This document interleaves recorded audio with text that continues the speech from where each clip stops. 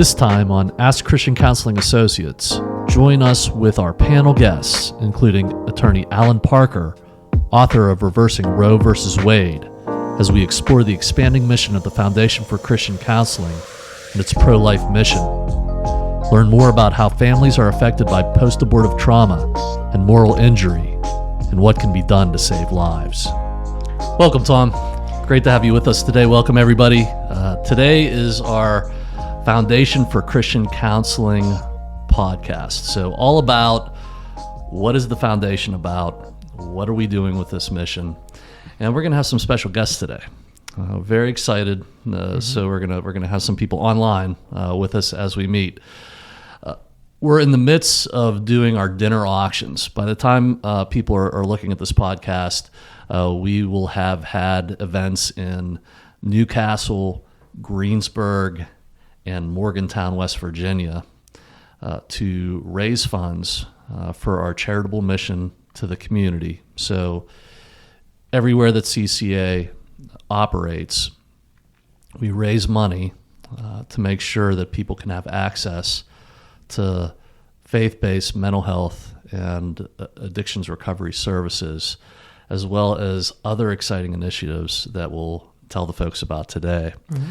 And so one of the things we do, and you're well acquainted with this, is for about 3 months, we reach out to businesses and we ask them to sponsor us and to give items for auction at our dinner. So I ran across this potential sponsor, and Camden, if you could put this up on the screen to take a look at this. This is from Taco Bell. It caught our attention. Jeez.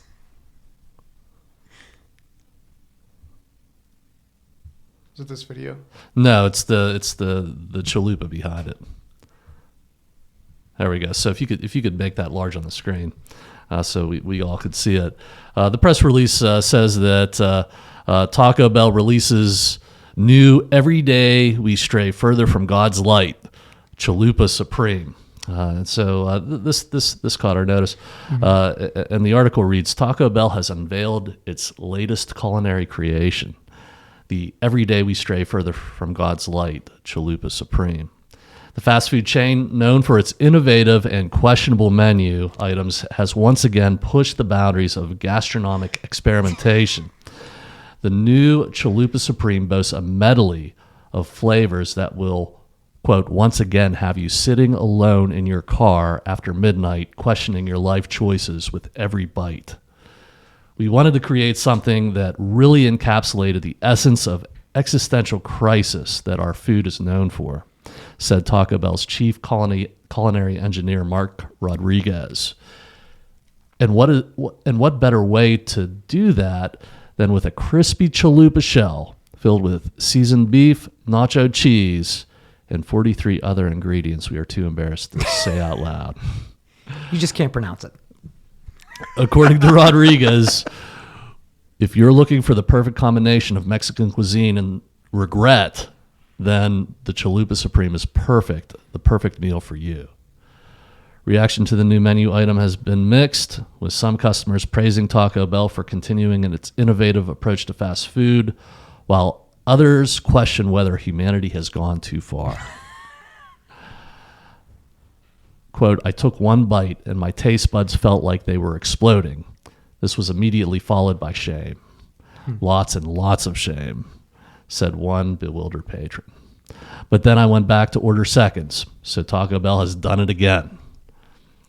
At publishing time, Taco Bell announced that the new Who Am I and What Have I Become burrito and the Midlife Crisis Crunch Wrap Supreme are now available in participating locations.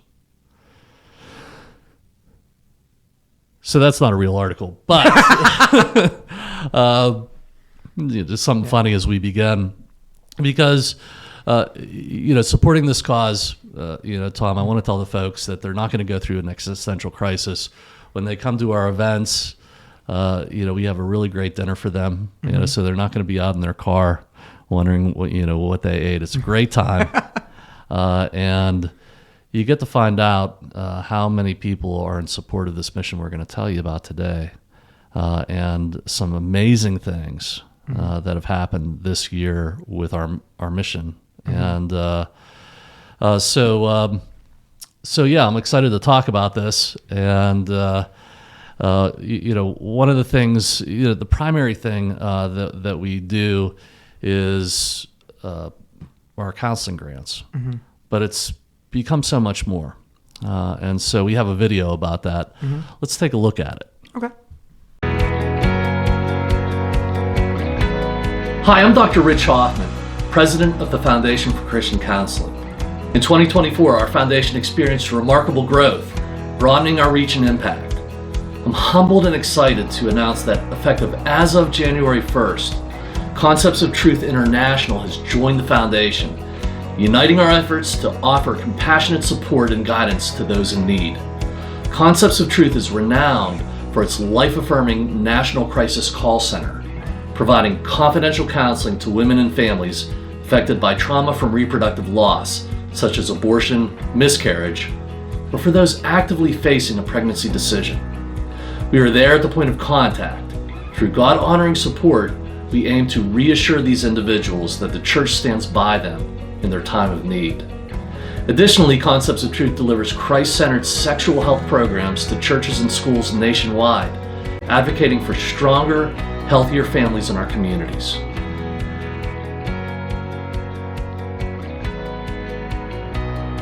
Hi, I'm Millie Lace, founder of Concepts of Truth International. For over 20 years, our call center has been a beacon of hope for thousands of women and families. Our mission has expanded globally since becoming an NGO at the United Nations in 2015, where we uplift our Christian identity and life-affirming principles on an international platform. In 2022, our prayers were answered, praise God, with the overturning of Roe v. Wade, sparking a positive shift in the abortion discourse in our nation. Now, with the merger with the Foundation for Christian Counseling, I am humbled and excited to see a new chapter unfolding as we carry our mission forward for generations to come. Every year, the FFCC raises funds to offer counseling grants to individuals and families in need of support.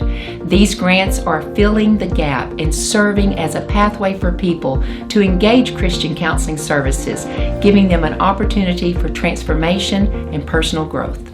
In conjunction with our merger with Concepts of Truth, the Foundation is excited to announce an expansion of our international mission to Liberia. This year, our counseling program, CCA Liberia, plans to acquire an initial 40 acres of farmland to launch our agricultural development initiative. This will serve as the cornerstone of our services in our Liberia program, empowering those in a challenging environment to enact sustainable initiatives that rebuild their nation's economy after being devastated by years of civil war. Join us, and with God's help, we will transform communities one family at a time.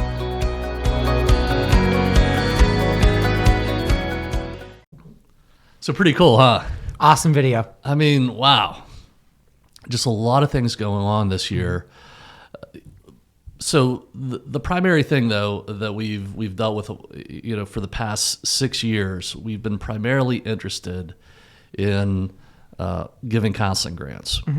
So we're both counselors at CCA, as well as you're a clinical supervisor here, and I do a lot of the clinical supervision as directing at CCA.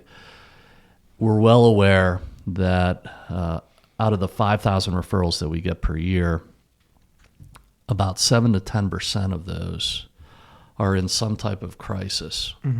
And part of what people bring along in crisis is financial problems.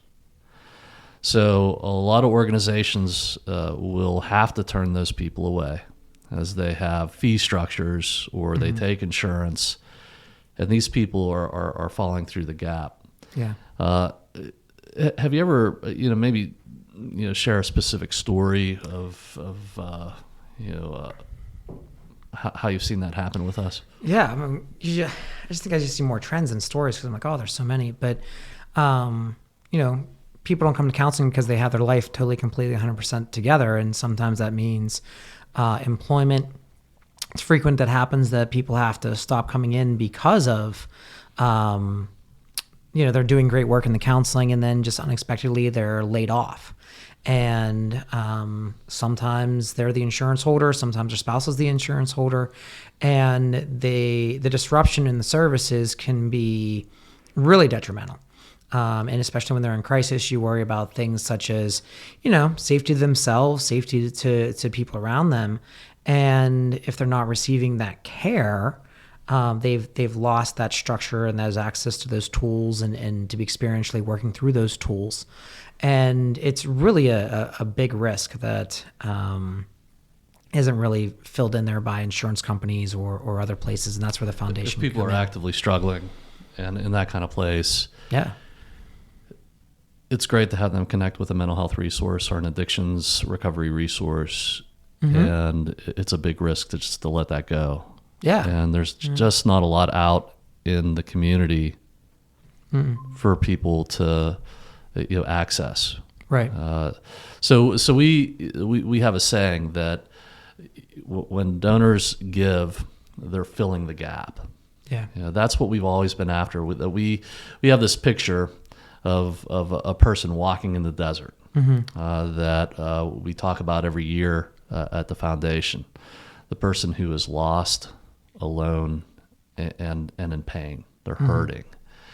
And it's like they're lost. And we have a network that naturally comes into contact with those type of people, hundreds of people. So this year, we've served over 400 people with grants. We've dispersed over $80,000 in support. And that is a big program of the foundation, and it fills that gap. We find the people who can't make it anywhere, and they're coming to us. And so that allows our help to be sustainable. We can take them all the way through a process and stay in contact with them in a time of crisis, where who knows what would happen. And we've gotten a lot of really great feedback on that. But we want the community to know that it's a great thing to support, that people would not be alone in a time where it could be life-threatening. Or things could be so out of control that it will affect the people around them. And instead, they're coming here and they're being supported, and we're getting things back on track. Yeah. So, so that is an exciting thing, about our foundation is growing. We provide access to faith-based mental health resources to those in financial need, and primarily that's happening through counseling grants. Now, along this year, we've been doing a lot of talking about concepts of truth, and we're going to have some special guests here today to talk about what's coming next with the foundation. So tell me, we've been messaging that across CCA and across the clients, but how do you see, what do you see going on with concepts of truth? If you were to tell the folks, okay, this is what it's all about. For me, it's a little reminiscent of, what I've done in quote unquote past life and being very involved in the pro-life movement. The organization I worked with before here was, and although we've been, unapologetically pro-life, it's, now this gives us an avenue to work through that and to, provide resources for people who are in crisis. And I mean, it's very much in need. The organization I worked with beforehand had their funding cut from the governor, which is an absolute complete travesty. I think it leaves people more vulnerable, more marginalized, and those people who are in crisis and need help now have less help. So now we can come in and fill that gap. And it's very eager to see what it's another place to fill the gap. And so, so Concepts of Truth, what we've acquired in the work of the foundation is two core services. One is the call center. So there's a nationwide crisis call center that reaches people in crisis as they're considering issues of life. people who are considering pregnancy and whether or not they are going to carry that to term. And then we have something very real here where people have chosen abortion and they realize that they've been harmed. They've been traumatized. And not only do they realize that this was wrong in their life and they're ready to come to grips with that, they are experiencing a lot of emotional or mental health issues because of what has occurred that they're seeking help for. And so the crisis helpline with Concepts of Truth will take calls all across the country, and it comes through networks that we're going to talk about today. And we help people. We provide counsel for them to be able to deal with what's happened. And we're life affirming. The second thing is the United Nations. We're an NGO or a non-governmental organization. That's what that stands for. But we're a registered entity that is involved with getting in contact with other countries and nationwide influences in the life-affirming movement. And for that, there's just a lot that Concepts of Truth, and the UN piece is Concepts of Truth International. And so we do our family life advocacy program through that. That we advocate for stronger families. Through several different programs, and we do that nationally and internationally. So the merger with Concepts of Truth that happened this year with the Foundation for Christian Counseling really gives us a comprehensive program of giving back to the community. And what we would tell our donors, people who are finding out about this and that we're talking about today, it's doubled our budget. And we exist and do these projects solely through sustainable giving from donors. So that is, that takes you through, and we'll come back to more about specifically what Concepts of Truth is, because people can always count that their giving is going to cover our counseling grants, but we want to dive into the people involved in Concepts of Truth. So we have some special guests. I'm very excited to have the founder of Concepts of Truth, Millie Lace, back with us again, and Millie and I have been working together, for some time now. So we have a lot of contact, and I'm even more excited to introduce for the first time to our podcast guest, Allan Parker. Allan Parker is a well-known attorney, but for those who do not know him, he argued the case at the Supreme Court level that overturned Roe versus Wade. I will let... but I just do want to correct that, because sometimes people think that means orally argued the case, and very few lawyers do that. We filed written arguments in the case in 5 different briefs representing thousands of women hurt by abortion, as well as 500,000 Americans who believed that abortion was a crime against humanity and signed the moral outcry petition. So I appreciate that, but just want to make sure that they don't think I was the lawyer standing up orally arguing. There's one did that. That was the Mississippi Attorney Solicitor General of Mississippi, and Mississippi did a great job defending the law on abortion that was upheld and that reversed Roe v. Wade. And we did many arguments, but they were all in writing at the court. And I appreciate your just giving the opportunity to clarify that. Thank you. Allan, I'm super excited to have you here to really delve into this, because you're right. People will hear this and get a picture in their mind of what this must have been. You lived through this and were involved in it. and it's more than what people think. And so, in the short time that we have here, because you can only be with us here for a short time, if we can get deeper into this, and you wrote a book on this called Reversing Roe versus Wade, and we're going to show an image of that up on the screen to the folks. But we really encourage people who really want to delve into this historic event that has been worked on for over 50 years now. How that came to be. So I want to just give you a chance to address our audience and tell them what part you took in that, and that very important piece, that there are many women that you've come into contact with, family members, who have been traumatized. That's what they're reporting to us. We see that same thing here.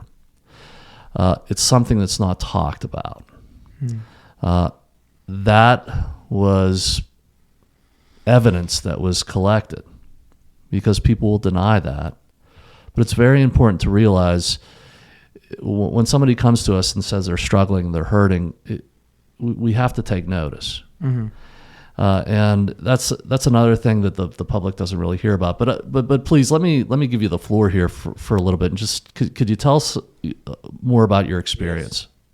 2000, I was called by the Lord and had the opportunity to represent Norma McCorvey, who was the Roe v. Wade, and Sandra Kano, who was the Doe of Doe v. Bolton.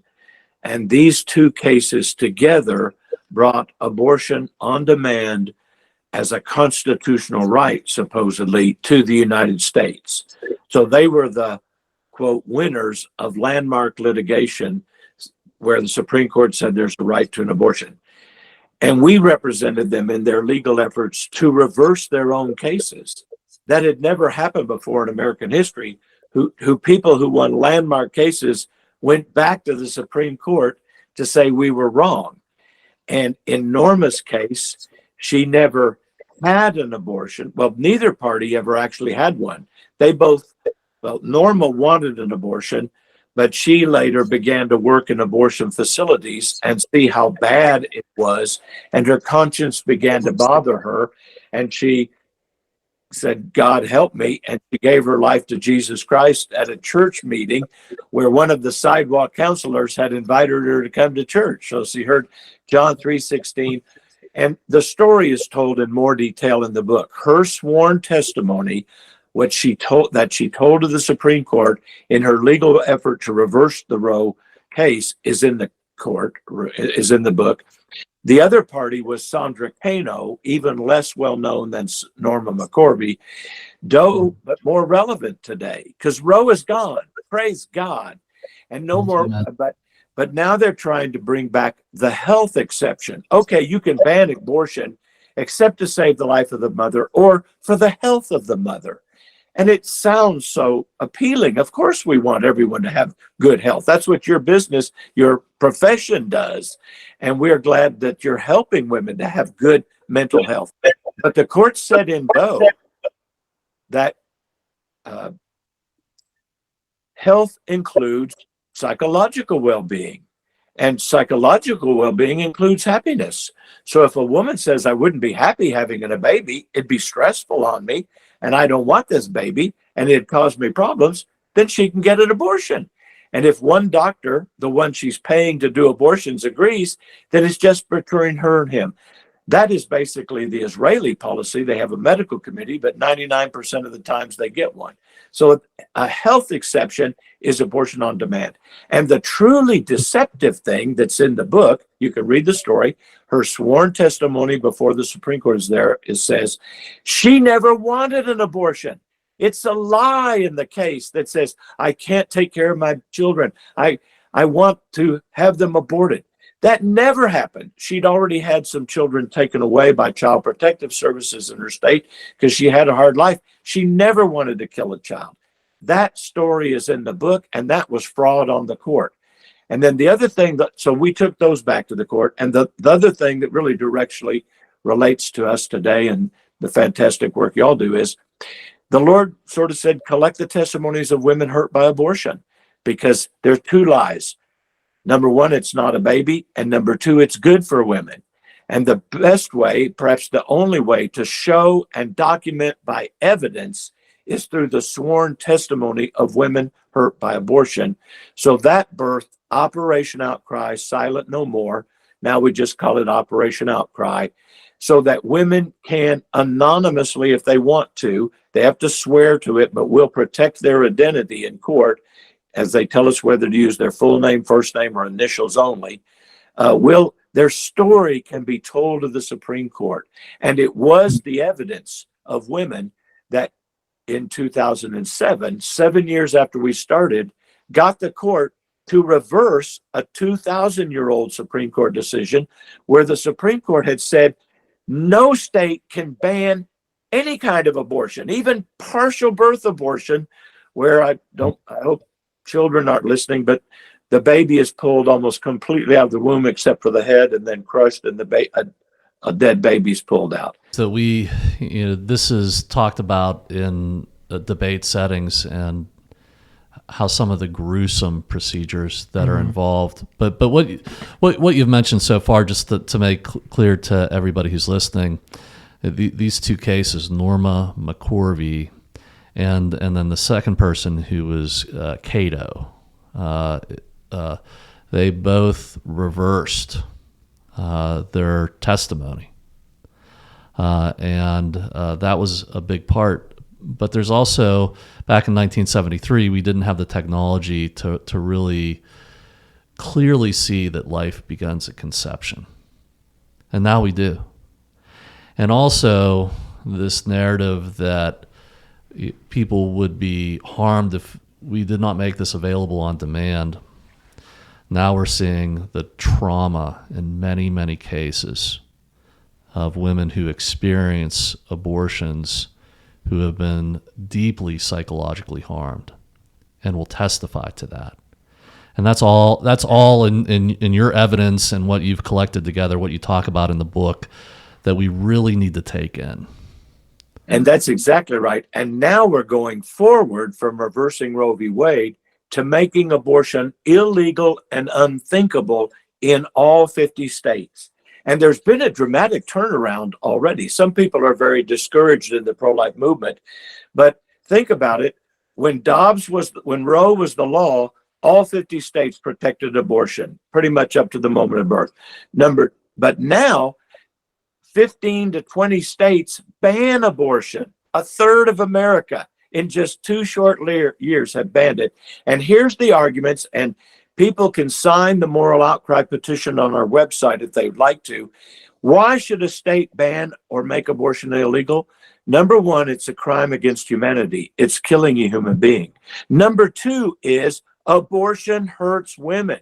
Just what you've been talking about, what you're trying to help across America alleviate that pain that comes from taking the life of their own child.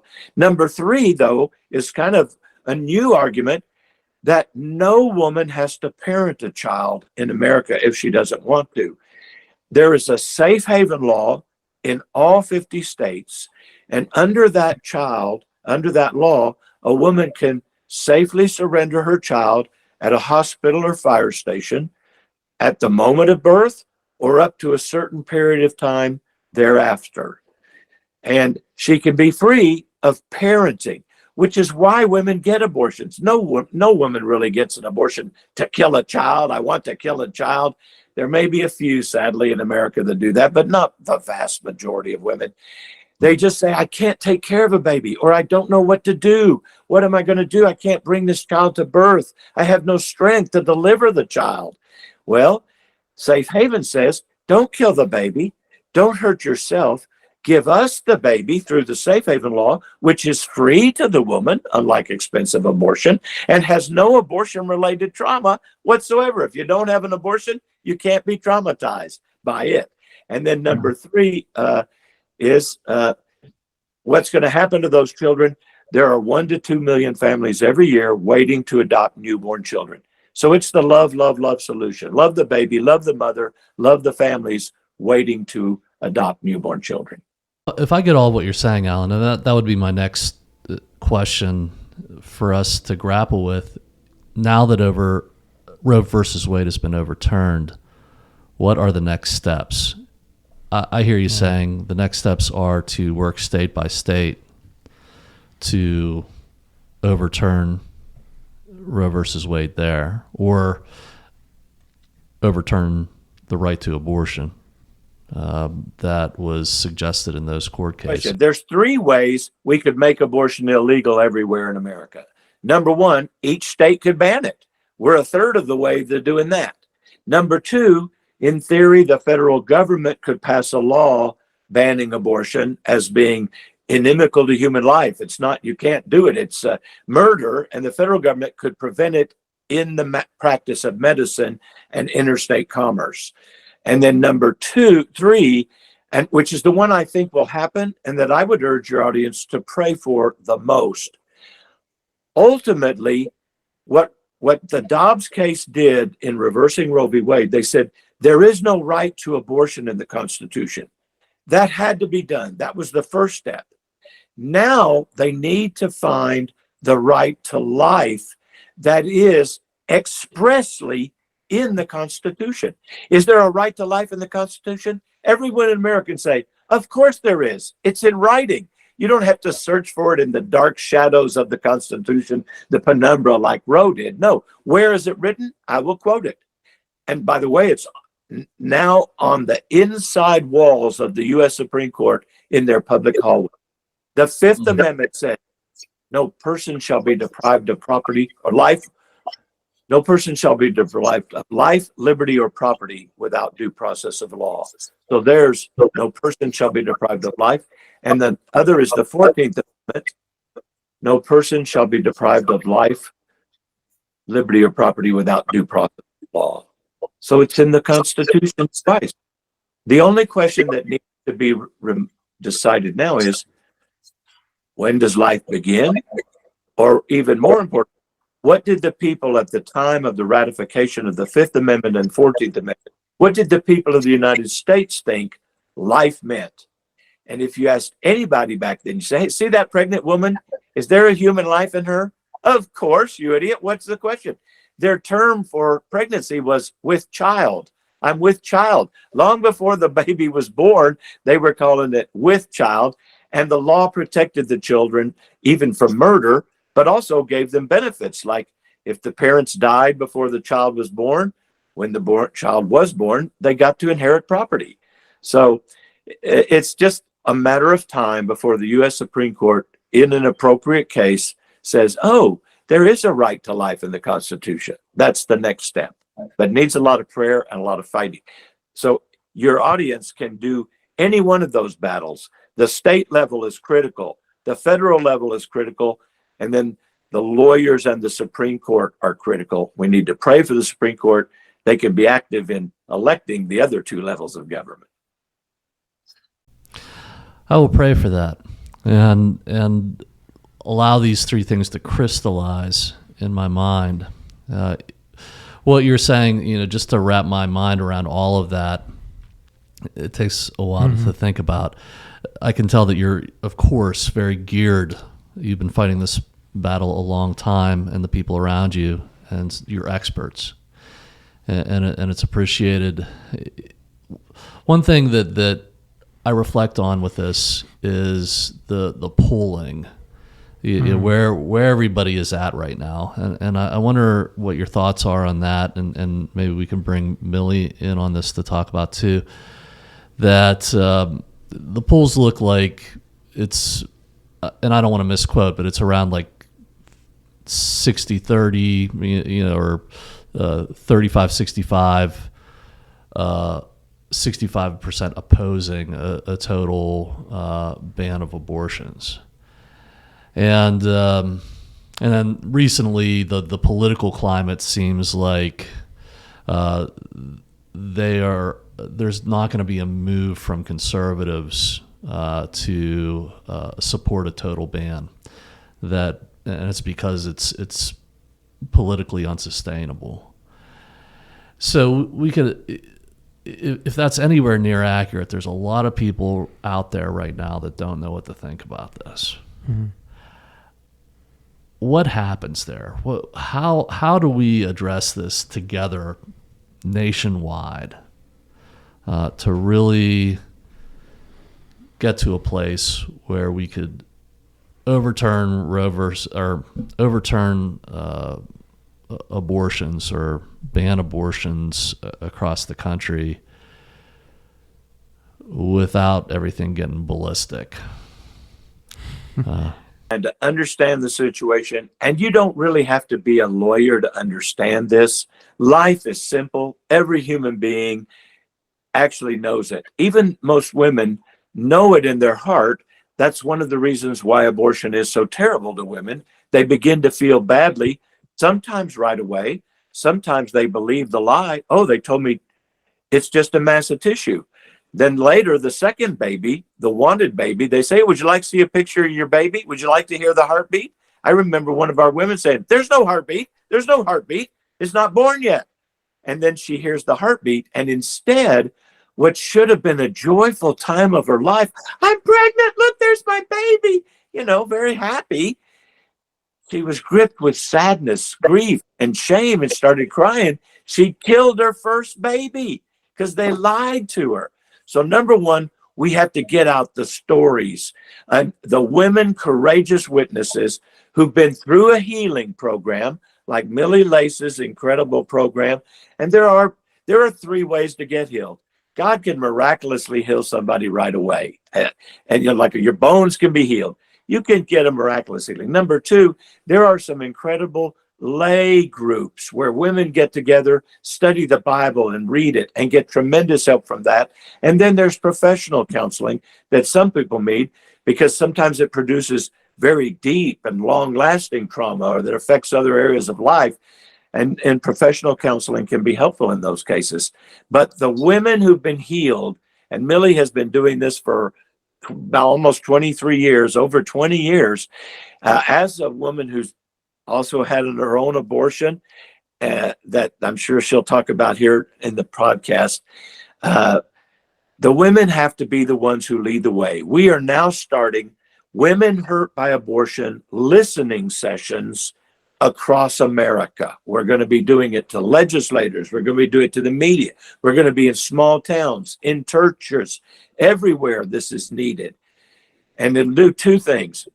The women invite you to a session. We are the women of our state who've had abortions. We want to tell you what it's like.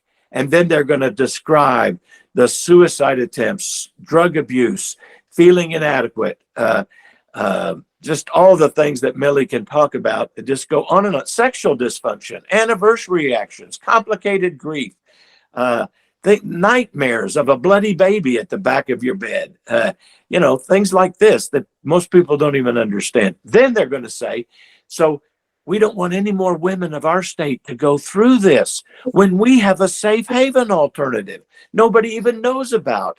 There's no reason to enshrine Roe v. Wade, the right to abortion in our Constitution. We have a better alternative that's free, unlike expensive abortion. We won't lie to you like the abortion industry does.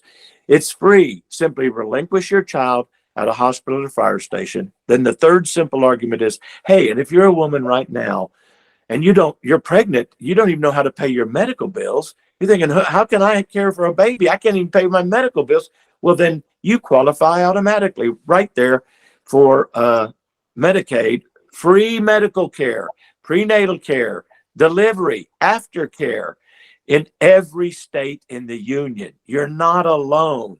We have the government safety net of the safe haven law, and then we have private social networks groups like crisis pregnancy centers and other government safety programs that will help you if you don't want it. So no woman should have to have an abortion because she can't afford it. We as a society take care of all that.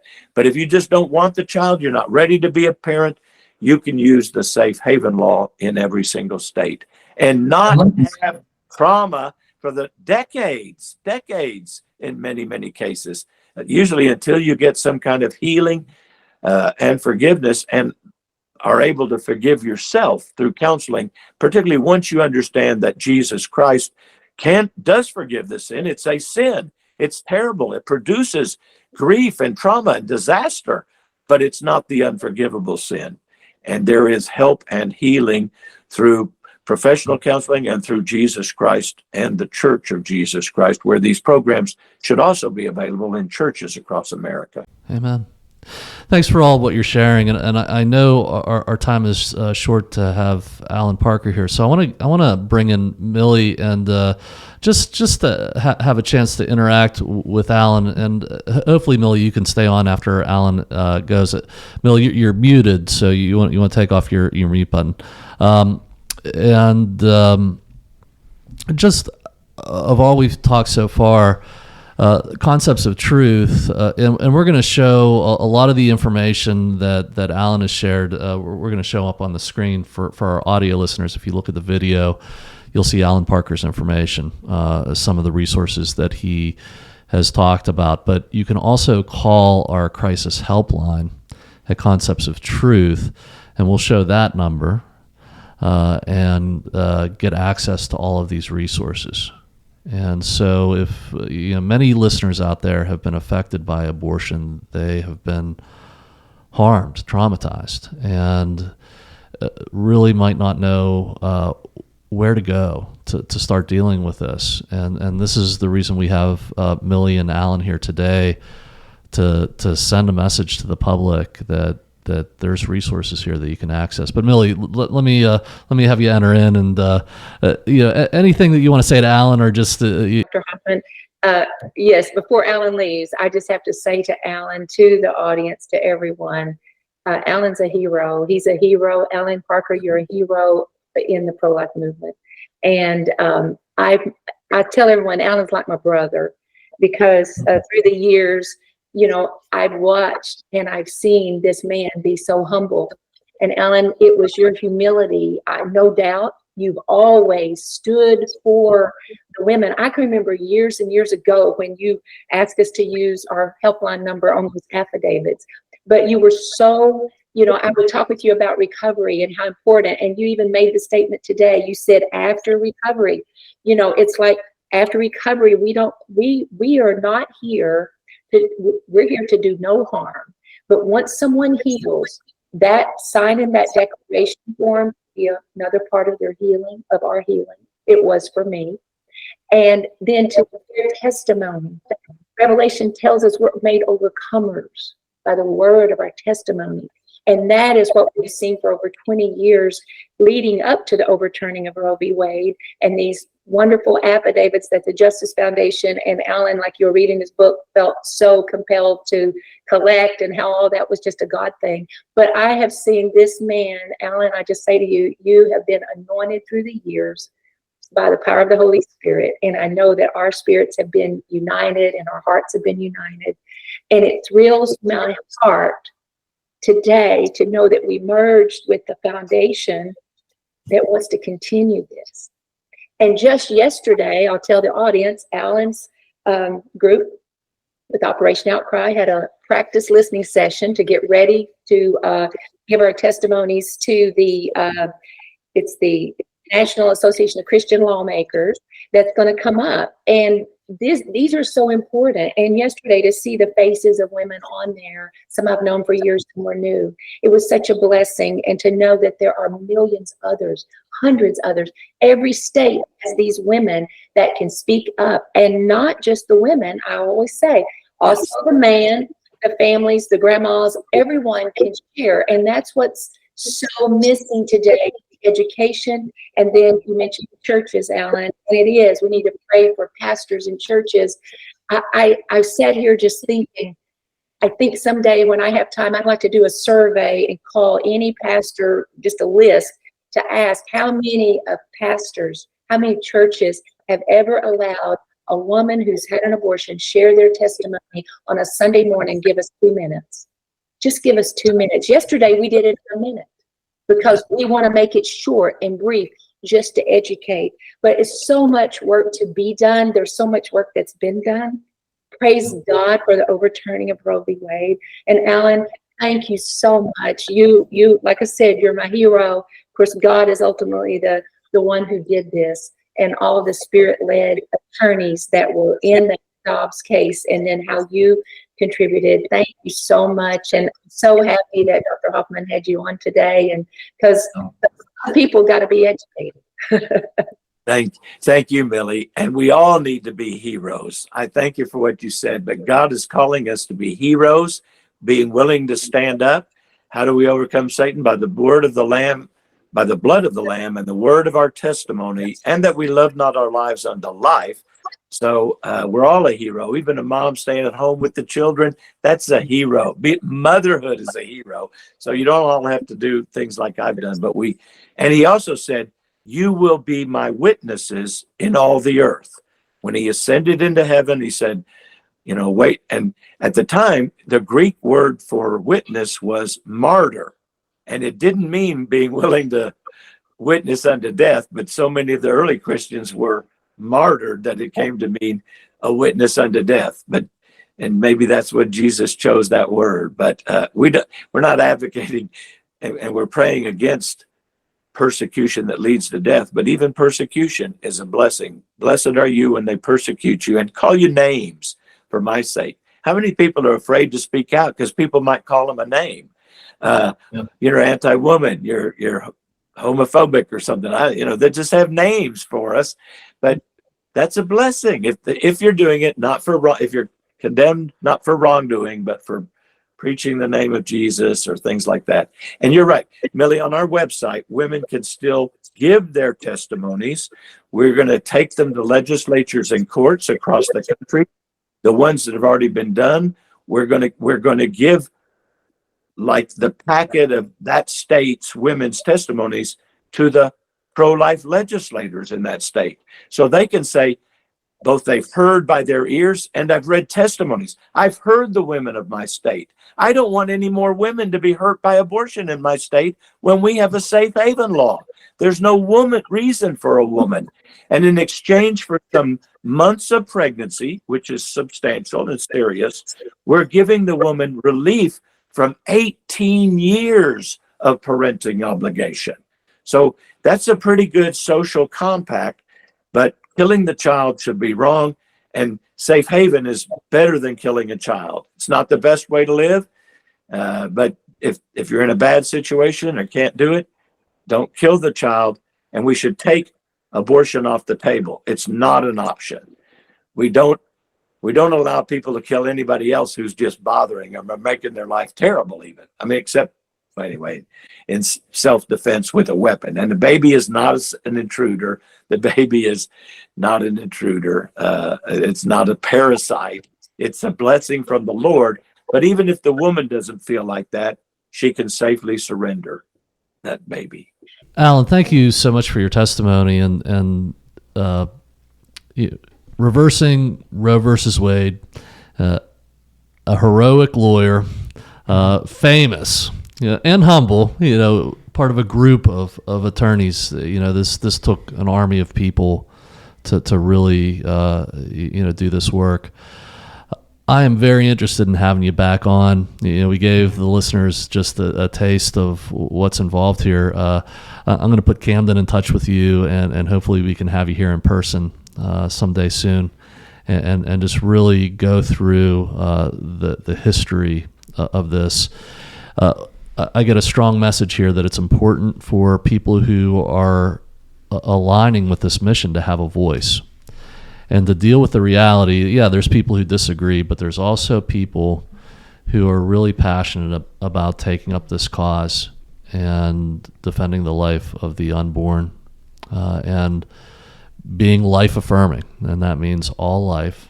And we live in a free country. And so that voice can be respected too. And that'll really help if people will start to be more vocal and enter the conversation and support this. So we really appreciate you having you here today. And I know that you had a hard break at 1 o'clock. It's 1 o'clock here, but it's 12 o'clock where you are. Thank you for having me on the show. And most of our materials are free on our website. A lot of downloads there for you. Could you say the name of your website? All the profits go to the Justice Foundation, not me. So it's a good help to the organization. And I wish you the Lord's blessings upon your fundraising efforts. And this is something, giving away services for free is something that Christians should be doing. But then somebody's got to give the money to help you keep the doors open to give away the services for free. That's how we operate. So I'm hoping that brings you a rich harvest and helps support your work. Thank you so much, Allan. Thank you for being with us today.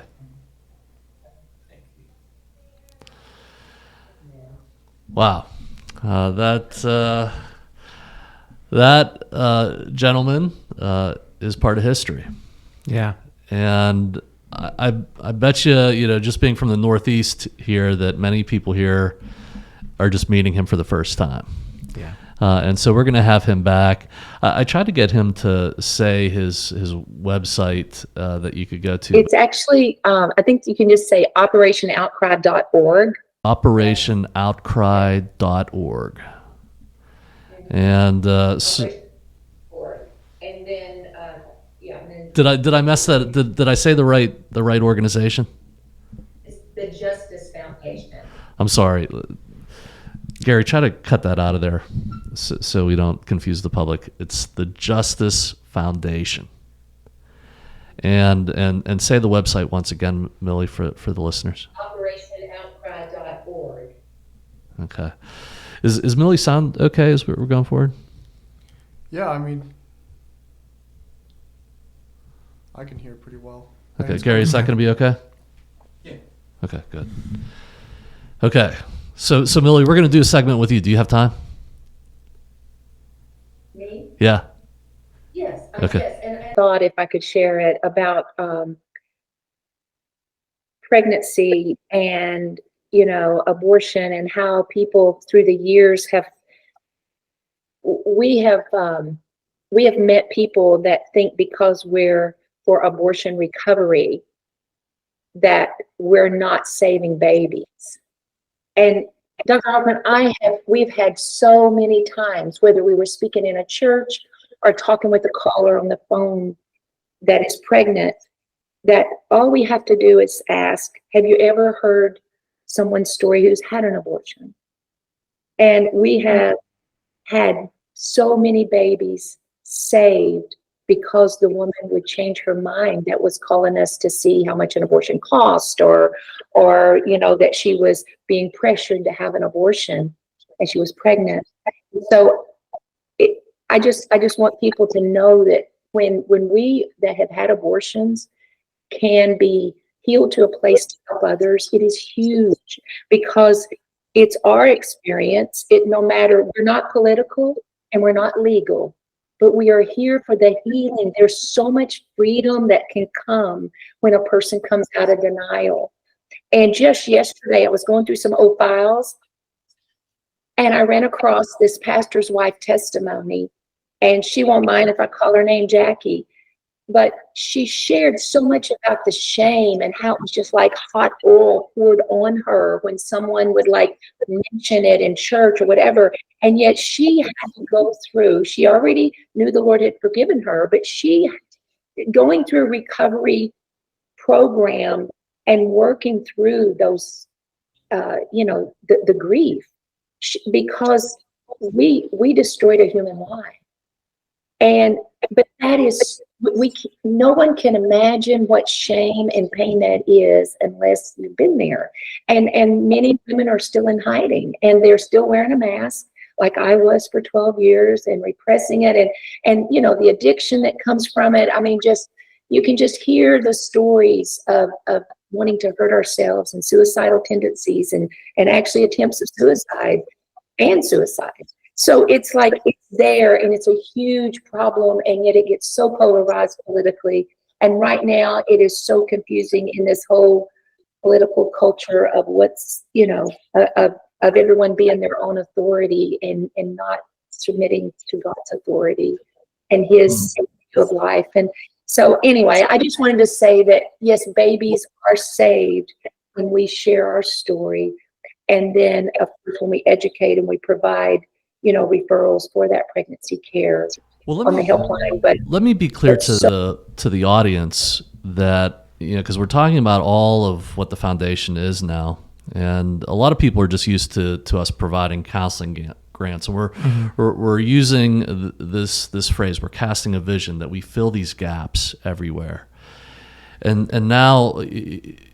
And this is your phrase. We took it on. Filling the gap. Is also ministering to the people in the culture that don't have a voice, and so this, what we're talking about here is the core part of the life-affirming crisis helpline of Concepts of Truth, which is now part of the foundation.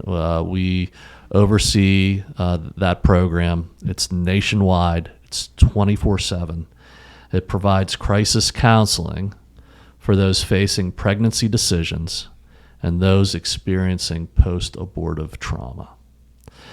And to say this too, we'll have all kinds of people give us a call through this crisis line. It's not only about the issue of abortion; it is about the loss of life. And so we have women and family members who've experienced the loss of a baby through miscarriage and other types of situations. These are all experiencing traumatic grief and loss.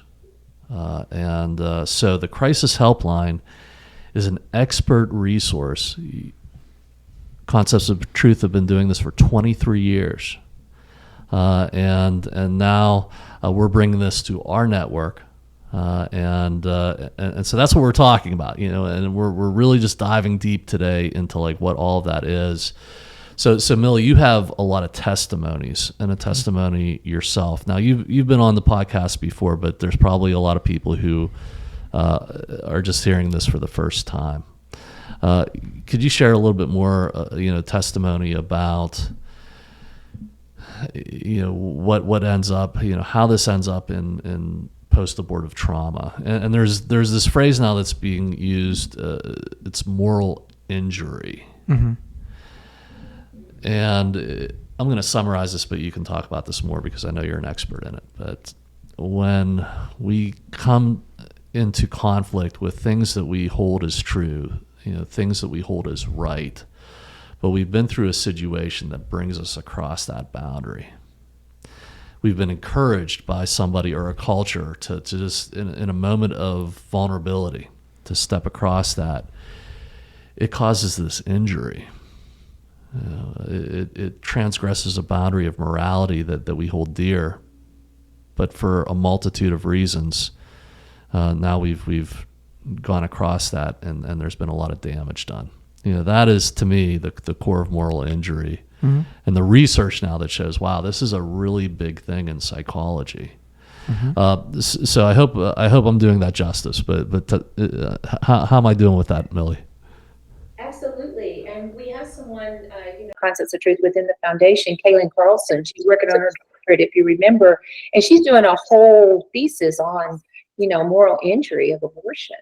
And it's huge because she's done all this research about, veterans and PTSD, and the same, like, it's crossing that moral conscience that, God has instilled in us, right? I mean, it's there. We're created in his image. It's there. And so innately, we know when we've crossed that. I used to give an example, of like a little 2-year-old, right? I've got a 3-year-old granddaughter right now, and a little great niece is 2. And when she's done something wrong, well, she'll go like this and hide her eyes. You know what I mean? I mean, how does that happen? How do we innately know? It's there. It's huge. And yeah, the moral and spiritual part of abortion is it's so much for us to explore and educate on. And that's my heart. My heart is just that people will know that we're speaking this truth in love. We're not speaking any condemnation or judgment because we've been there. And we all have a story, whether it's the sin of abortion, sin of a extramarital affair, or whatever. We all have stories, right? And sin in our life because we live in a fallen world. And sin is sin. But for me, I'll just quickly share here. I did it yesterday in a minute. So I'll just say, my story for the people that don't know, I was raised in church. I was married to my husband, Dale, who I'll be married to now 50 years this summer. And that's a miracle in itself, because so many people who have abortions, the marriages don't last or the relationships don't last. But, Dale and I were both raised in church. We love the Lord. We were raising our one son that we had at that time, in church, and very active in church. And I had a tumor on my bladder. And when I went to the doctor, they gave me this experimental drug to reduce the tumor. And during that 6 months time of being injected with that experimental drug, I became pregnant. And so when I was going for one of my treatments one time, the doctor said, "Oh my goodness, this is terrible. I have bad news. You're pregnant." And I was like, "No, we want a brother or sister, for our son, Jonathan." And he said, "Yeah, but," and I remember his hand now, but I didn't then. It's like, "Yeah, I know how you believe." And he put his hand up, but I didn't see it at that time. He said, "But if you were my wife," he says, "you need to have a D&C quickly before the baby's heart starts beating, because your baby could be a monster. You'd never forgive yourself, or you could die having a baby."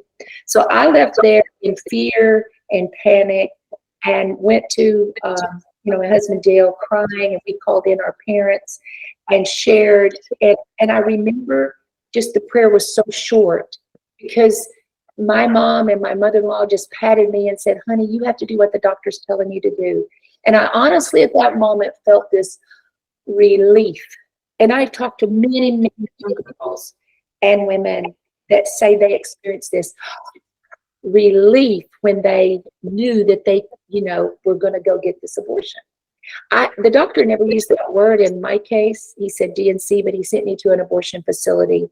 And I can remember the sign, "This is Save Your Baby," and tucking down and saying to my husband, "They don't know why we're here, do they, honey?"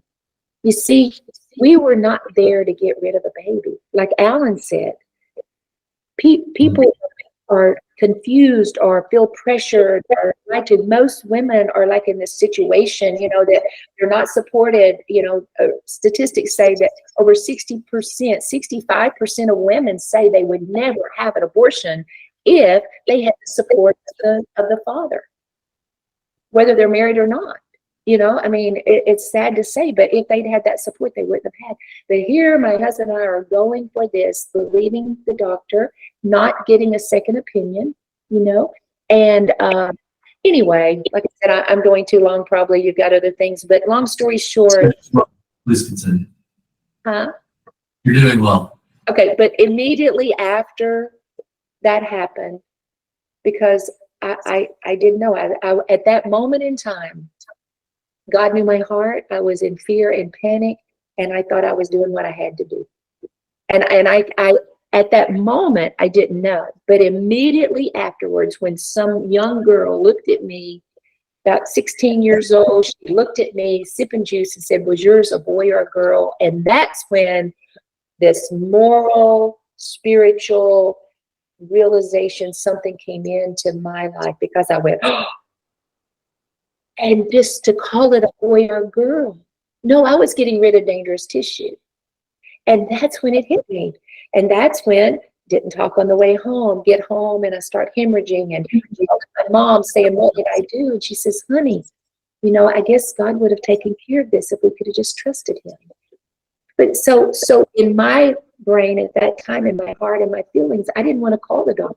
I was too ashamed. I went to bed for every night for 12 years, crying myself to sleep, saying, "Honey, what did we do?"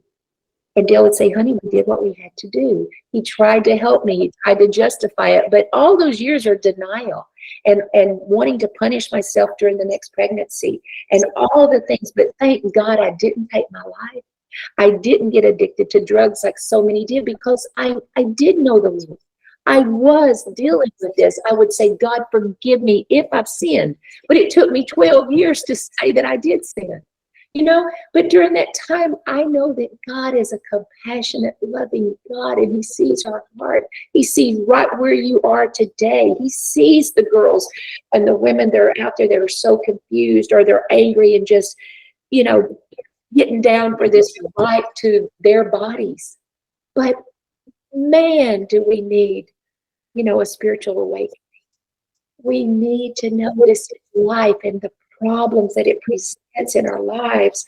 And until that day that I heard another woman share, that's why it's so important for us to share. We give others permission to come forward when we share. And if someone's listening to this today, I pray that if you've never, ever spoken to anybody about it, or just privately with your family, you've never spoken to anyone else or never even shared, please call us. 866-4 We're here to listen.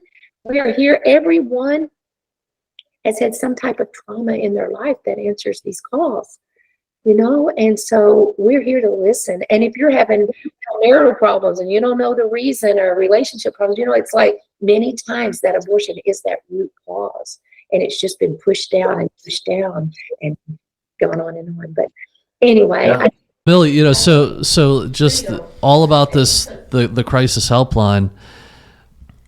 People who are listening where this resonates, they can just pick up the phone and call us, and they're gonna come into contact with one of our counselors on the phone through the foundation, completely free, there for you. And if you need follow-up care, if you need to get in touch with a counselor that you're going to see on site, Christian Counseling Associates will take that referral. So you have a whole continuum of care. There's no longer a reason to suffer in silence and to be alone in this. And a lot of the people on the helpline, they have their own personal testimony. They've been through it, and they've had healing. And they're ready to meet you confidentially, with compassion, and people like me and you are gonna be there for them. Trained counselors. So that's available now, and has been, but now through the foundation, donors will fund the operation of that. That's nationwide. So we're really excited about that, and your experience, because there's people out there who are saying, I never knew this. I never knew that this part of it. Mm-hmm. And what you're telling us, Millie, very clearly is there are many, many, many women, and this connects to husbands and to siblings. There's a saying that you have about one life. Can you tell the audience about that? Abortion affects as many lives as a single life could.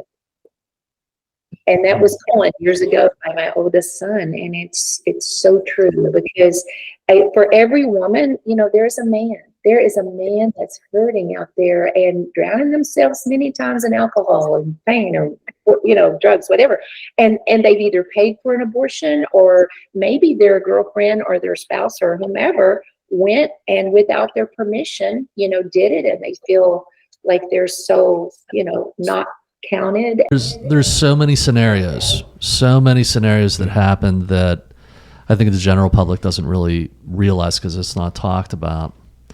And it includes the children that come after. So I just think about to maybe give people a sense of what's going on. We just think of the sheer numbers that when COVID deaths reached 1,000 a day, it was a big alarm. What you're talking about with abortion, it's over 2,000 a day right now. And it has been for 50 years. That to me, when I see that kind of that scale, there are so many people out here that this abortion has affected.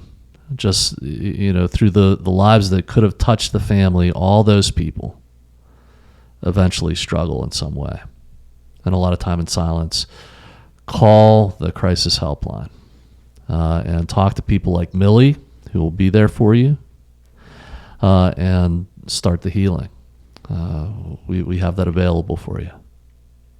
So Millie, I want to transition to our life affirming advocacy nationwide at the United Nations. Let's talk about this, and we'll go to the end of this half hour. But if we could take about 5 minutes and talk about our UN mission, tell the audience about that. I just had a donor last night. He was emailing me, and he was asking about the merge and asking about different things. And then when I mentioned, that our services were continuing and that we had just been to the UN and our youth had been to the UN in February, this past February, we had a youth panel, and how that they got to share from these affidavits at the UN for the first time ever, and how that changed some hearts and minds that were in the room. He came back and he says, "Yeah, I hope you get the UN straightened out." But anyway. Yeah, a lot of people are listening and saying the UN, like what? But we're providing mental health resources to pregnancy centers nationwide and pro-life advocacy to the United Nations. And so we're not necessarily there to agree with everything that the UN does, and people have to realize that because we're an organization working in the UN, we have to be careful about how candid we get about it. But we're there to advocate for life, and there is a need. People need to be there to advocate for the life of the unborn. Mm-hmm. And this is going to have a huge impact, and that's what you do. And we're taking young adults, youth, teaching them how to have a voice in this, and as well as professionals all across the board. And we just, got to have a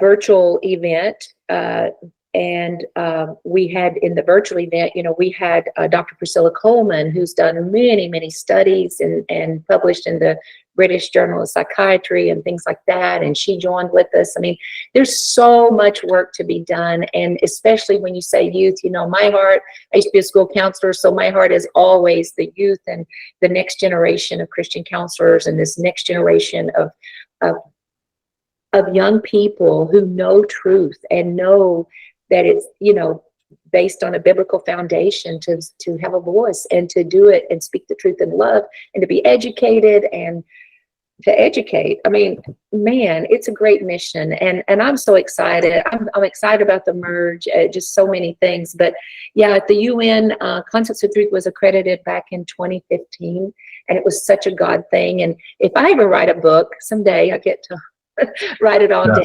I want to share. I just remember this, and I think it's so important for people to know who we are, because we are there for life and for healing.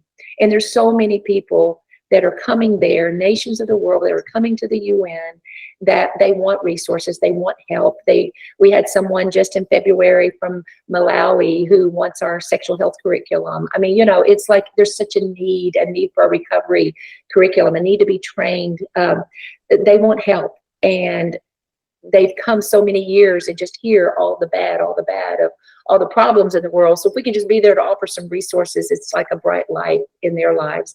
But I remember the day that they were going to vote on us to get accredited. And I was in a Tenzi, and we couldn't get in the gate. Our badges had expired. We had these temporary badges, and the guy kept telling us, "Oh, your badge is in here, but you're out here." And we get cursed all the time. We get cursed out for, people who can't get in. And I said, we're not gonna curse you out, sir. We just need to get to this meeting. And I'll never forget, after about 3 attempts, Dr. Hoffman, the guard said, "Will you just go over here in the visitor line?" And when I went over there, and my colleague, we went in, I was so anxious. We just got to get in. We're late for this meeting. And the lady goes, "Ma'am, calm down. If I have to let you in, I'll get you in through the roof, but I'll get you in." Like that. And as soon as she said, "I'll get you in through the roof," I had this vision, this picture, a picture in my mind. of just when they let the people who were sick down through the roof for Jesus to touch them and heal them.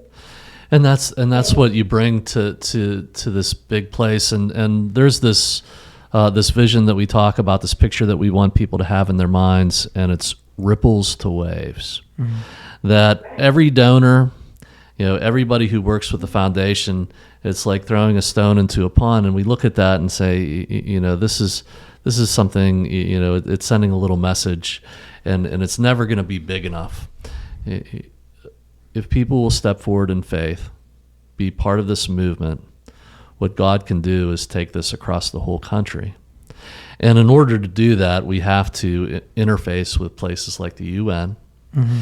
and we have to network and do that tirelessly. And we're willing to do that. It's going to take funding. It can be sustainable giving. Mm-hmm. Look at how far we've gone already. We have people here who will do this their whole careers, like you did, Millie. For 23 years, in another 23 years, how far will this go? And that is what we're offering to our donors now. And in this merge, I've met people from Arkansas who've been doing this for such a long time, and I want to thank them so much for the work that now we get to join. And Millie, you're gonna get a chance here in a little bit, because again, I was telling our audience that by the time they listen to this, our events are going to be over. But you're coming to see us here in tomorrow, and you're going to have about 5 to 7 minutes, to address. We have about it's about 375 people all told in these 3 events. Great people. They're going to be very excited to meet you. So I'm glad we had a chance to talk today. And folks, you're going to see Millie, much more. She'll be around on the podcast from time to time, and so great to have you, Millie. So I look forward to seeing you here in a day, and you'll get to meet Millie if you're out at our dinner auctions. Yeah, I'll see you soon. Thanks, Millie. Have a great day. Bye. And you too. Bye-bye. So, Tom, that is Allan Parker and Millie Lace. Yeah, it's like this mixture of like really heavy and really exciting all at the same time. Yeah, there's a weight that I feel when I talk about this, just to get the gravity of what we're really talking about. And so yeah, like a heaviness in my head as we talk about it, but also like, wow. Yeah. And I hope that the audience begins to see there's a lot of stuff going on with the foundation. Mm-hmm. And again, it is, that person out in the desert is the person who's lost, alone, and hurting. And one of those persons is the unborn child. Yeah. That if you will support us, we'll get to the deepest problems. Mm-hmm. We'll do that for you. That's this kind of network. And it is, sometimes I think about it all, it's intense. Mm-hmm. That's what our counselors are trained to do. We'll fill in the gap. The ripples that you send in these donations will become waves. Mm-hmm. And it'll have huge impact. You look at somebody like Millie and the impact that she's had over her career. And folks, we're talking to counselors too. Yeah. You come here and you do this work.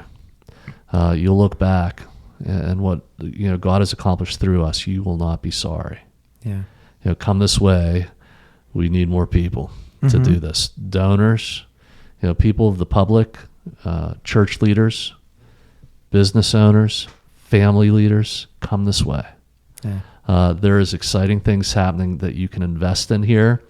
And it's not going to be like the Taco Bell chalupa, even though, let me say again, we want Taco Bell as a sponsor, but it's not going to be a chalupa of regret. Mm-hmm. You are going to, really have a sense of value and accomplishment in your donation here.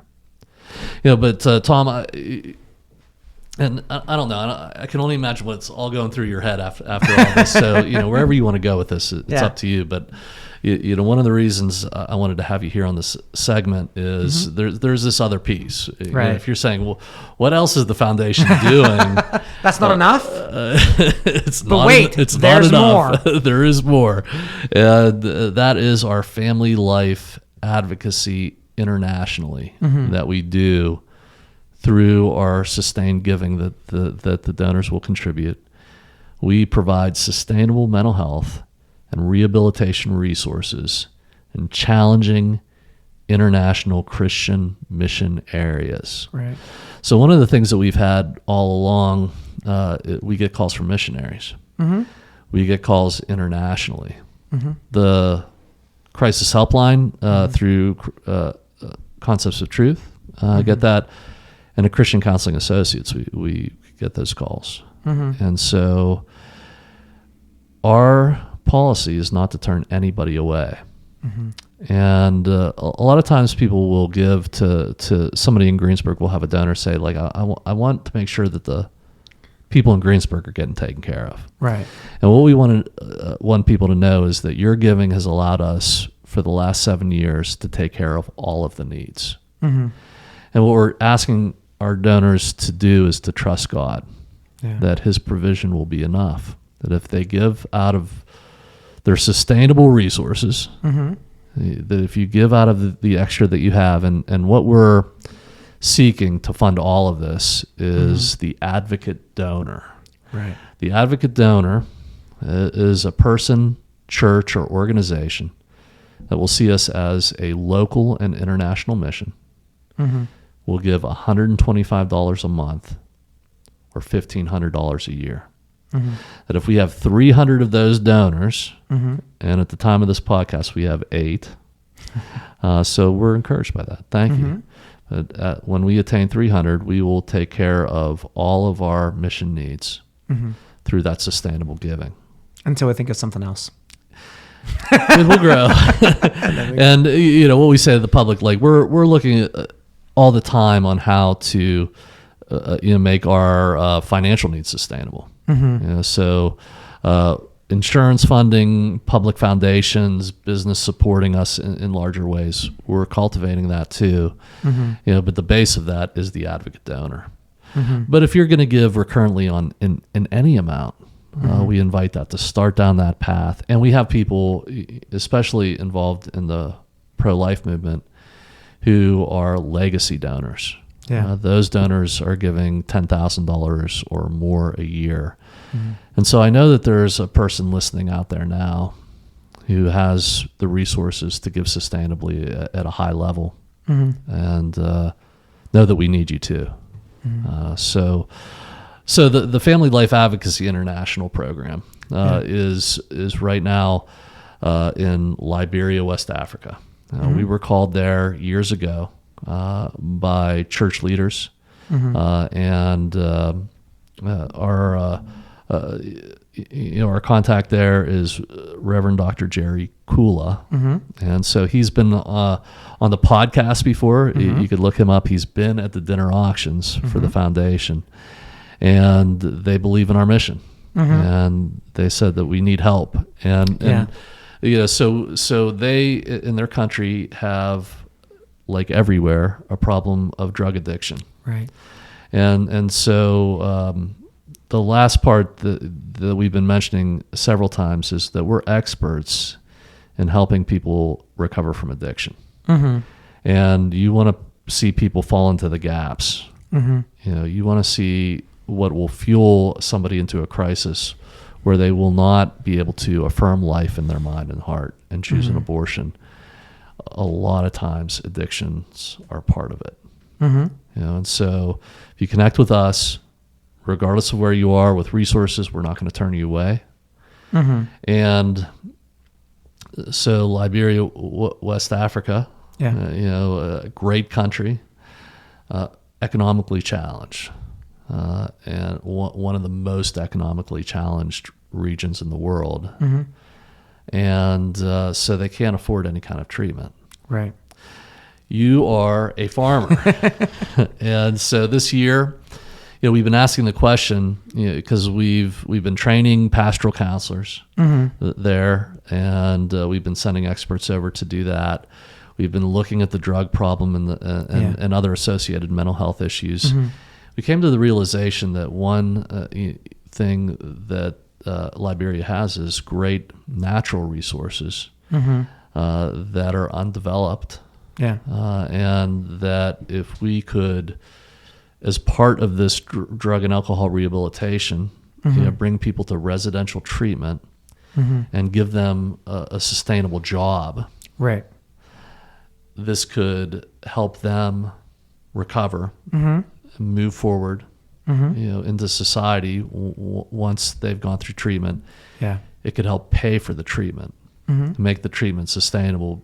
One of our concerns is, how can we, expand this, and then, with the donations that we have, make that consistent. Because once we're there to help, and then we just can't start turning people away. We want to take everybody that can come.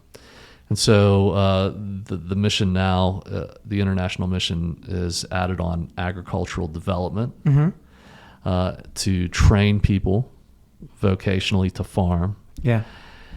And it's culturally relevant. One of the things that they have to do in Liberia is to import food, because they don't produce enough. It's far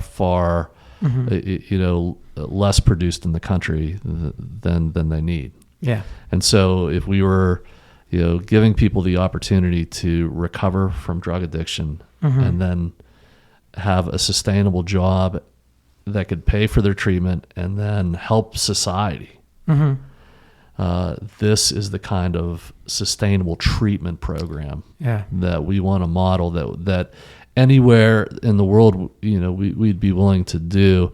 But specifically right now, we're going to stay with this mission. You're right. We're not going to expand it until we can really develop it. Right. But we've bought 40 acres of farmland this year, and we're bringing people in like you to tell us how to do that. Yeah. And so I just maybe talk about the missionary opportunities, because this also broadens our network of people that we can get involved. We're going to go to the dinner auctions and talk about how, like, the main thing we're doing is counseling. Right. But this is a great mission opportunity for farmers, for people who are contractors. Yeah. Because we're going to need to build buildings. Yeah. And all kinds of associated things. And so churches that say, how can I really want to get involved in something like this. Now there's many more ways to contribute and build this mission. But what are your thoughts, as somebody who has an expertise in farming? Yeah. I mean, one, it's just absolutely heartbreaking when you understand what's going on in agriculture and in the production of food, and the fact that anyone around the world, in this country, other countries, are struggling with starvation. Right now, we have a record number of corn in silos in this country. The price of corn is dropping because we've outproduced ourselves. It used to be, it depends on how far back you go, but we went from virtually everybody being a farmer to now less than 1% of the population being farmers, because we have gotten that efficient at what we do. The joke is around the farming community. Everybody used to milk. Everybody used to be a dairy farmer, because dairy farming has really outproduced itself. We produce more milk than what there is a demand and what we can reach to. Locally speaking, last time, I heard there's about 90,000 bushel of oats between two grain bins here in little bitty Western PA. And if you look at the idea that type of technology is there, if you look at most of the exports of United States soybeans go to China. If you would take something, if you look at, so like around here, you go down to the Beaver River, they get on barges, eventually flow down to the Mississippi, go around the Panama Canal, find their way to China. Think about it if you took a string on a map and went through that, and you just went over here and went to Liberia. Nobody's going to do that, though. Yeah. The fact of the matter is that The technology is there. The resources are there. It's just the discipling, really. And it's the belief that these things are possible in sustainable farming, what it can do, and what the options are. And if you look at the idea of like you said, the heroin epidemic that is still just so prevalent over there, and if you get somebody clean and then you release them back to poverty, where are they going to end up? It's unsustainable. Yeah. It's just going to be a culture of death, a culture of relapse and addiction. Yeah. And so importing, instead of thinking about like, we're just going to give food to the world, which we've realized is unsustainable. For reasons we don't have time to describe, it just hasn't worked. Right.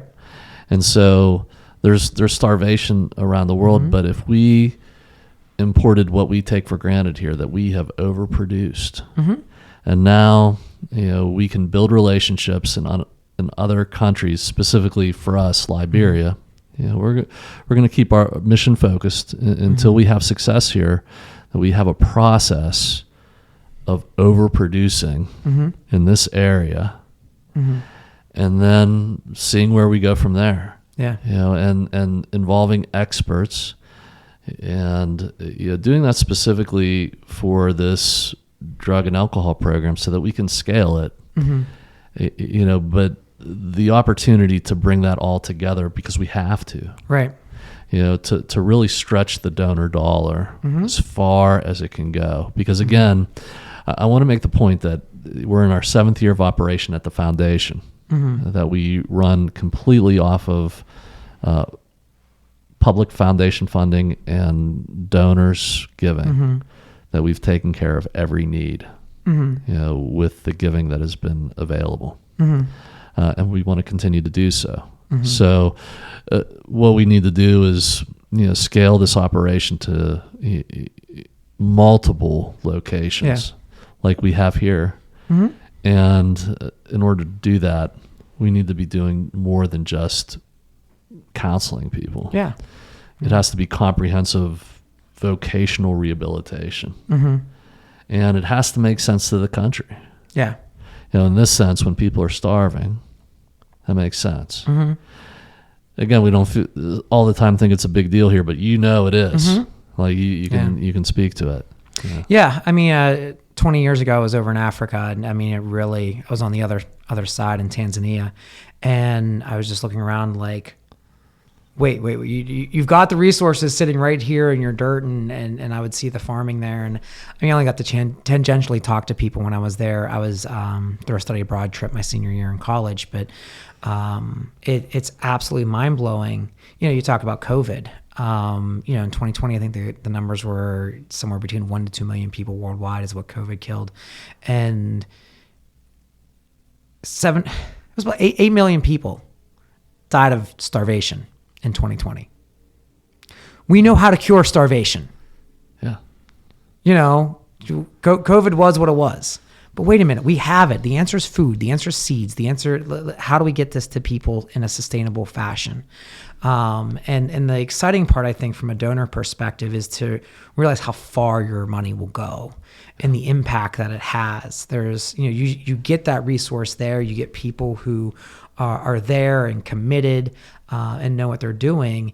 And man, like you start impacting person after person after person after person, because we don't know exactly what we're going to grow over there yet, but what does that food look like for somebody who doesn't have it? Tom, I always enjoy going to your church. I've spoken there a couple times. Your church is a great donor with the foundation. We're just blessed by them.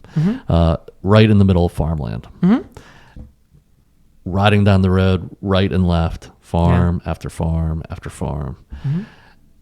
Riding down the road in Liberia, it is undeveloped, undeveloped as far as the eye can see. It could be farms.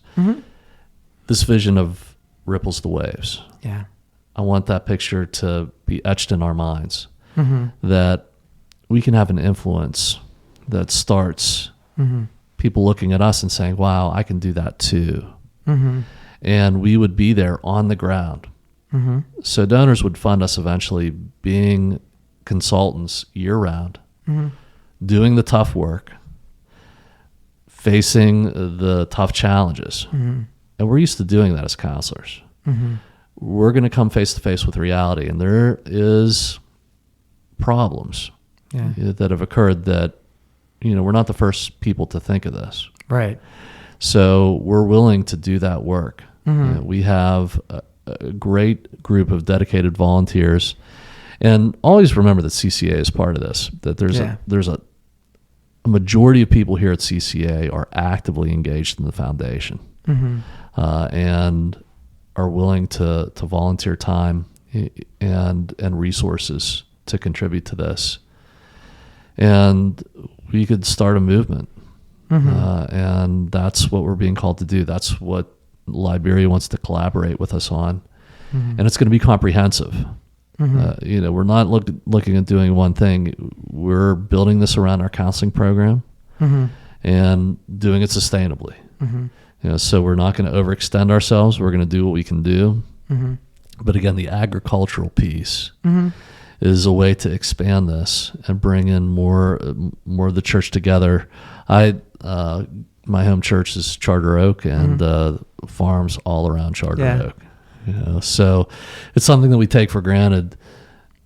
When you see that, you're seeing lives saved, and that's what we're doing with all of these projects.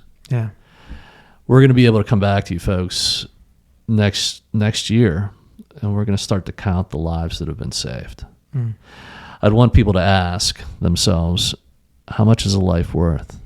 And as you listen to our mission of Concepts of Truth, Concepts of Truth International, and keep in mind our counseling grants program as we continue to address the opioid epidemic, I want people to ask themselves, how much is a life worth? And I know the hearts of our people. Right. They will be open to sustainable giving when we realize the reality of what we're doing together. Yeah. And I want to speak it here because these things operate in the background. Again, our primary vision of the foundation, the person in the desert, they're out of our sight. And what we will do is we will bring that into view. We will report to you about that work so that we can connect you with that need. And do that work. And Tom, you're a leader at CCA, and just see all of this stuff going on. So you're going to be at our Newcastle event, but tell them how we raise this money. What's the dinner auction all about? Yeah, I mean, there's a lot of ways that people can contribute. Obviously, attendance, buying tickets, and then when you're there, you have the opportunity to either engage in the live auction items, which all those are donated. So, never too early to think about next year. Yes.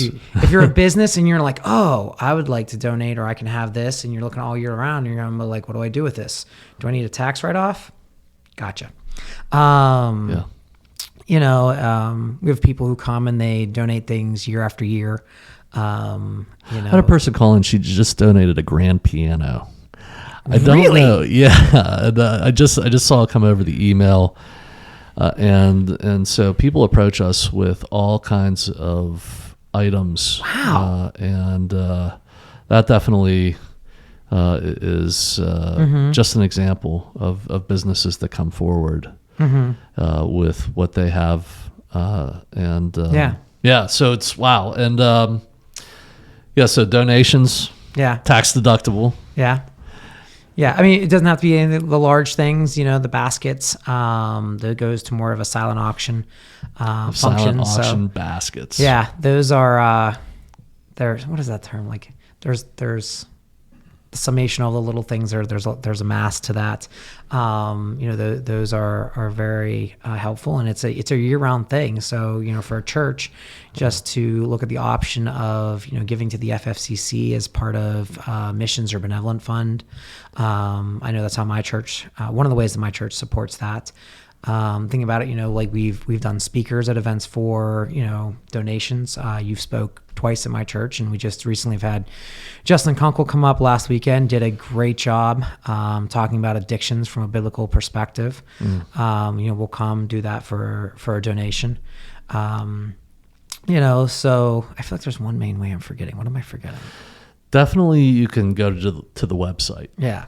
And hit the donation button, and there's secure giving right there. You can, of course, send us in a check from your bank once a month and save us the credit card fee, or we could arrange for an ACH. But there's a recurring donation button that you can hit in our software that will just charge your credit card, if nothing else. And it's that we need. That we need the consistent, sustainable giving to help our month-to-month operation needs. And if we had that, we could greatly expand this. But again, as an advocate donor, giving $1,500 annually or $125 a month, you can be a pillar of support in transforming communities and lives. The FFCC, the foundation, is a 501c3 nonprofit organization. All of your donations are fully tax deductible. And once again, you can come to the dinner auctions, and we're going to give you a report every year. We want all of our partner churches, we want every single church listening to this to come. Yeah. And we'll give you the donor report, and we want you to be there to be part of it. We would love to pack out every venue that we go to. We broke attendance records this year. We're super excited about that. Yeah. But it's going to be a great time. So yeah, those are the ways that you give, and you will enact people like Tom Weil. He is an expert clinician, and he's also an expert in agriculture. The people that are here have so many gifts. And with sustainable giving, you will send us off to save lives. And we are ready and willing to do it. And this makes this effort sustainable, your giving. So give to the Foundation for Christian Counseling. Stay tuned for more from people like Tom and Millie Lace and Allan Parker. And recognize the connections that we're making.